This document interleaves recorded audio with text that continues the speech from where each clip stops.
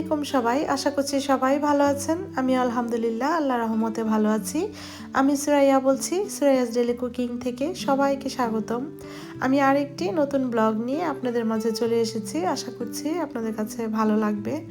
আর ভালো লেগে থাকলে অবশ্যই আমার ব্লগটিতে একটি লাইক দিয়ে দিবেন, চাইলে সাবস্ক্রাইব করে আমার পাশে থাকবেন। তো চলুন ব্লগটি শুরু করা যাক। সকাল সকাল ঘুম থেকে উঠে আমি প্রথমেই চা বসিয়ে দিয়েছি। তো সকালটা শুরু হয় যেহেতু ব্রেকফাস্ট দিয়ে, তো ব্রেকফাস্টটা আগে সেরে তারপরে আমি বাকি রান্নাবান্না করব। যেহেতু আজকে ছুটির দিন, তো একটু রান্নাবান্নার ঝামেলাটা একটু বেশি। আর যেহেতু ছুটির দিন চলছে আমাদের এখানে, ছেলেমেয়েকে নিয়ে একটু বাইরেও যাব ঘুরতে। তো যখন নাস্তা তৈরি করছিলাম তখন পর্যন্ত জানি না কোথায় যাব। তো ডিসিশনটা আসলে পরেই হয়েছে। খাওয়া দাওয়া যখন করতে বসেছি তখন টেবিলে বসেই ডিসিশন নিয়েছি যে আজকে কোথায় যাব ঘুরতে। তো যাই হোক, এখানে রেডিমেড পরোটা ভেজে নিয়েছি, ডিম পোস্ট করছি, আর কিছু মিক্স ভেজিটেবল দিয়ে আমি সবজি রান্না করেছি, সবজি ভাজি করেছি। তো ভাজিটা আসলে অনেক মজা হয়েছে। আর আমার গলার সুরটা আপনাদের কাছে একটু অন্যরকম লাগতে পারে, কারণ ইদানিং আমার শরীরটা বেশি ভালো যাচ্ছে না, খুবই ঠান্ডা লেগেছে, গলার ভয়েসটা বসে গিয়েছে। তো সবাই ক্ষমার দৃষ্টিতে দেখবেন। আর কয়দিন যাবত আমার শরীরটা একটু খারাপই যাচ্ছে, মাঝখান দিয়ে জ্বর এসেছিল আর গলার ভয়েসটা একটু ভেঙে গিয়েছিল। তো আজকে একটু ভালো, তাই একটু ভয়েস দিচ্ছি আর চিন্তা করলাম আপনাদের সাথে ছোট্ট একটি ব্লগ শেয়ার করে ফেলি। আর আসলে অসুস্থতার কারণে আমি ইদানিং একটু ব্লগটা দেরি করেই দেয়া হচ্ছে। তো যেহেতু অনেক দিন হয়ে গিয়েছে ব্লগ ছাড়া হয় না, প্রায় 2-3 দিন হয়ে গিয়েছে, তো যার কারণে চিন্তা করলাম আজকে একটি ব্লগ শেয়ার করে ফেলি। এই তো কথা বলতে বলতে নাস্তা রেডি। এই তো নাস্তা টাস্তা শেষ করে তারপরে আমি রান্নায় চলে এসেছি। তো রান্নায় প্রথমেই আমি গরু মাংসটা বসিয়ে দিচ্ছি। তো আপনাদের সাথে আসলে এটা ছোট্ট একটি শর্ট ব্লগ আকারে আমি শেয়ার করেছি। আর এই তো আস্তে আস্তে আমি গরু মাংসটা বসিয়ে দিচ্ছি। আর গরু মাংসতে নর্মাল যে যে মশলা সবাই ইউজ করে সেভাবেই আমি গরু মাংসটা রান্না করেছি। আর এভাবেই মূলত আমার কাছে বেশি ভালো লাগে গরু মাংসটা। তো প্রথমেই লবণ, দারচিনি, এলাচি, তেজপাতা, তারপরে হলুদ গুঁড়া, মরিচের গুঁড়া, ধনের গুঁড়া, জিরার গুঁড়া, আর আদা রসুন পেস্ট, তেল আর পরিমাণ মতো পেঁয়াজ আর লবণ দিয়ে আমি হাতে মেখে তারপরেই গরু মাংসটা বসিয়েছি। আর এভাবে হাতে মেখে গরু মাংসটাই আমার কাছে বেশি ভালো লাগে। হাতের মাখা গরু মাংস কষানোর চেয়ে বেশি ভালো লাগে হাতে মেখে বসালে। তো আমি সবসময় গরু মাংসটা হাতে মেখেই বসাই, খুব কম কষিয়ে বসাই। আর মুরগির মাংসটাকে আমি কষিয়ে বসাই, কারণ মুরগির মাংসটা অনেক নরম থাকে। আর যেহেতু ফার্মের মুরগি, তো যার কারণে আমি সবসময় কষিয়ে বসাই। যখন দেখি খুব বেশি দেরি হয়ে যায় তখনই মাখিয়ে বসিয়ে দিই। এই তো এখানে আমি কিছু টমেটোর পিউরি দিয়ে দিয়েছি। তো টমেটোর পিউরিটা দেওয়ার কারণ আমি মরিচের গুঁড়াটা সবসময় একটু কম ইউজ করি, তো এতে করে গরু মাংসের কালারটা তেমন ভালো হয় না। তো টমেটো পিউরিটা দিলে খেতেও ভালো লাগে আর গরুর মাংসের কালারটাও দেখতে খুব সুন্দর হয়। এই তো আমি মেখে তারপরে বসিয়ে দিয়েছি।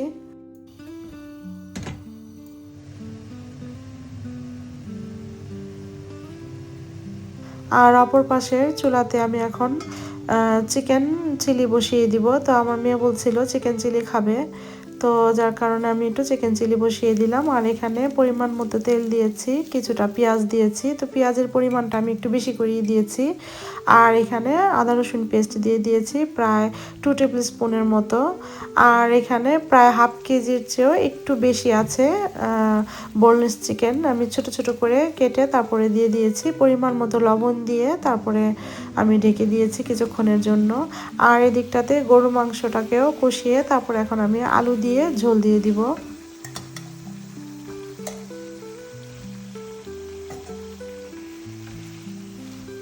আর এই গরুর মাংসের আলুটা আমার মেয়ে বেশি পছন্দ করে, তো যার কারণে গরু মাংসের মধ্যে আমার আলু দিতে হয়, আর নয়তো আলু থেকেই যায়। আমারও পছন্দ, কিন্তু খুব বেশি আলু দিলে আসলে গরু মাংসের টেস্ট একটু অন্যরকম হয়ে যায়। তো যার কারণে খুব বেশি আলু আমি দিই না। তো শুধু আমার মেয়ে যেহেতু পছন্দ করে, তো মেয়ের জন্যই আলুটা দেয়া হলো। আর এই তো এদিকটাতে আমি কিছুক্ষণ ঢেকে রেখেছিলাম, এখন ঢাকনাটা উঠিয়ে আমি কিছু গোলমরিচের গুঁড়া, সয়া সস আর টমেটো কেচাপ দিয়ে দিয়েছি। টমেটো কেচাপ দিয়ে তারপরে আমি ভালো করে মিক্স করে নিব। মিক্স করে আরও কিছুক্ষণের জন্য ঢেকে দিয়েছি। তো ঢাকনাটা উঠিয়ে তারপর আমি এখানে পাপরিকা পাউডার দিয়ে দিয়েছি। তো পাপরিকা পাউডারটা দেওয়ার কারণে চিকেন চিলির কালারটা খুব বেশি সুন্দর হয়েছে। আর এখানে ইয়োগর্ট দিয়ে দিয়েছি, টক ইয়োগর্ট। তো এটা না দিলেও হয় টক ইয়োগর্টটা, কিন্তু এটা খেতে ভালো লাগে। তো এটা আমার মন গড়া একটা রেসিপি, আসলে আমি আমার মনে যেভাবে চাচ্ছিল সেভাবেই আমি করছিলাম। তো ইয়োগর্টটা আসলে ইউজ করে না, আমি ইয়োগর্টটা দিলাম। আর একটা নাগামরিচ দিয়ে দিয়েছি। তো যেহেতু চিলি চিকেন, তো আমার কাঁচামরিচগুলো যেহেতু আমি ভেঙে দিচ্ছি না, তো তেমন একটা ঝাল হবে না। আর বেশি ঝাল হলে আসলে আমার ছেলে মেয়ে খেতে পারে না। তো নাগামরিচটা দিয়েছি, নাগামরিচের গ্রানটাও ভালো লাগবে। তো আসলে খুবই মজা হয়েছে চিলি চিকেনটা। আর এই চিলি চিকেনটা বেশিরভাগ ভালো লাগে নান রুটির সাথে বা পরোটার সাথে খেতে বেশি ভালো লাগছিল। তো যখন দুপুরে পোলাওর সাথে খেয়েছে, তো কিছু রয়ে গিয়েছিল। তো আমি আবার পরের দিন সকালবেলা আমার ছেলে মেয়ে পরোটা দিয়ে খেয়েছে। তো ওরা বলছিল এটা পোলাও থেকে পরোটা দিয়ে খেতে বেশি ভালো লাগে। আর এখানে গরু মাংস আর চিলি চিকেনটা হয়ে গিয়েছে। এখন আমি চিকেন ফ্রাই করে নিব। তো চিকেন ফ্রাইয়ের জন্য আমি আগে থেকেই চিকেনটাকে ম্যারিনেট করে রেখে দিয়েছিলাম। তো এখন একে একে সব কিছু বসিয়ে দিচ্ছি।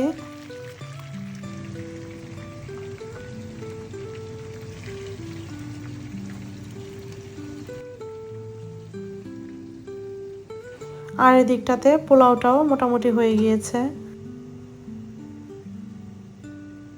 ছুটির দিন আসলে রান্নাবান্না থাকলে একটু বেশি তাড়াহুড়াই লেগে যায়, যেহেতু ছুটির দিন সকালবেলা ঘুম থেকে উঠতে উঠতে একটু দেরি হয়ে যায়। আর যা যা রান্না করব সেই ডিসিশন, কি রান্না করব সেই ডিসিশন নিতে নিতেই প্রায় 11:30-12টা বেজে যায়। তো যা যা রান্না করব ডিপ ফ্রিজ থেকে বের করে ডিপ ফ্রোজ করতে করতেই অনেক লেট হয়ে যায়। তো যার কারণে একটু লাস্ট মুহূর্তে খুব তাড়াহুড়া লেগে যায়। তো আমার হাজব্যান্ড আর আমার ছেলে যখন মসজিদে নামাজ পড়তে যায়, নামাজ পড়ে এসেই জিজ্ঞেস করে খাবার রেডি নাকি। তো যার কারণে আমি আর আমার মেয়ে মিলে দুজন মিলেই রান্নাবান্নাগুলো শেষ করে ফেলি খুব তাড়াতাড়ি। তো তাড়াতাড়ি বলতে প্রায় 3টা বেজে যায়। তো যেহেতু সব কিছু লেট করে করা হয়, তো 3টা তো বাজবে, সেটা তো স্বাভাবিক। এই তো আমি আজকে যা যা রান্না করেছি সব কিছু টেবিলে সার্ভ করে দিচ্ছি। তো এখানে গরুর মাংস, চিলি চিকেন রান্না করেছি, সালাদ বানিয়েছি, চিকেন ফ্রাই করেছি আর পোলাও রান্না করেছি। আর যে চিলি চিকেনটা আমি রান্না করেছি আপনারা ইচ্ছা করলে ট্রাই করে দেখতে পারেন। আসলে খুবই মজা হয়েছিল চিলি চিকেনটা, বিশেষ করে রুটি, পরোটা বা নান দিয়ে খেতে বেশি ভালো লাগবে।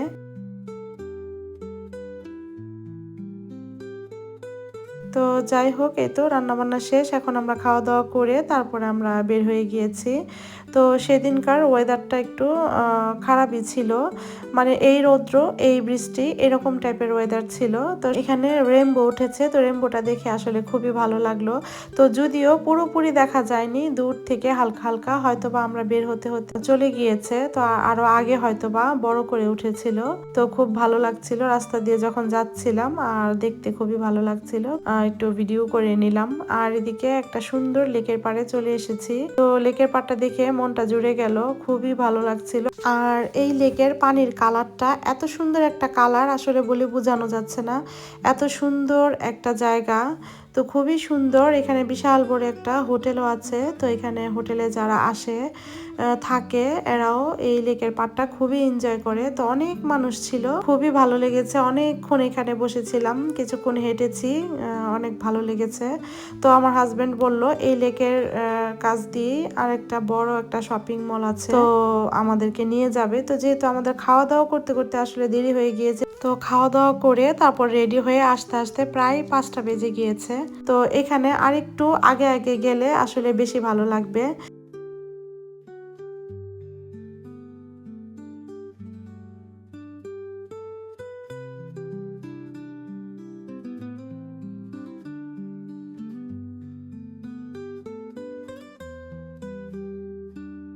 তো আমরা ওইখানে একটু ঘোরাঘুরি করে তারপর একটা শপিং মলে চলে গিয়েছিলাম, টুকিটাকি কিছু শপিং করে তারপরে বাসায় চলে এসেছি।